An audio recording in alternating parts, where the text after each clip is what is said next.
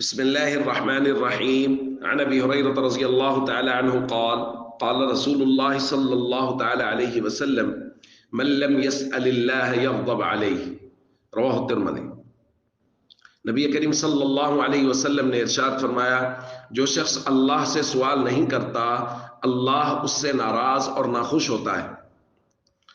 दोस्तों, दुनियादार लोगों के यहाँ ज़ाब्ता यह है कि जो शख्स ज़्यादा मांगने के लिए आए, लोग उससे पीछे हटना शुरू हो जाते हैं कि ये तो रोज़ ही आ जाता है। लेकिन अल्लाह के ख़जाने बड़े हैं, इसलिए अल्लाह के यहाँ ज़ाब्ते भी मुख्तलिफ हैं। ज़ाब्ता यह है कि जो अल्लाह के दरबार में मांगने के लिए नहीं आता, अल्लाह उस पर गुस्सा हो रहे हैं कि ये क्यों मांगने के लिए नहीं आ रहा। तो हम सबको चाहिए हम अपनी ज़रूरियात को अल्लाह के सामने रखें, क्योंकि हमारा तो ये अकीदा है कि हमारी ज़रूरियात को पूरा करने पर कादिर सिर्फ और सिर्फ अल्लाह की ज़ात है। इंसान तो उसमें सबब बनेगा, मुसब्बिबुल असबाब तो सिर्फ अल्लाह की ज़ात है। अगर हम दुआ नहीं मांगेंगे हमारे दो नुकसान होंगे, एक तो हमारी ज़रूरियात नहीं पूरी होंगी जो हमें अल्लाह से मांगनी चाहिए, और दूसरा अल्लाह की नाराज़गी भी शामिल हो जाएगी। इसलिए हम सबको चाहिए दुआ का मामूल बनाएं।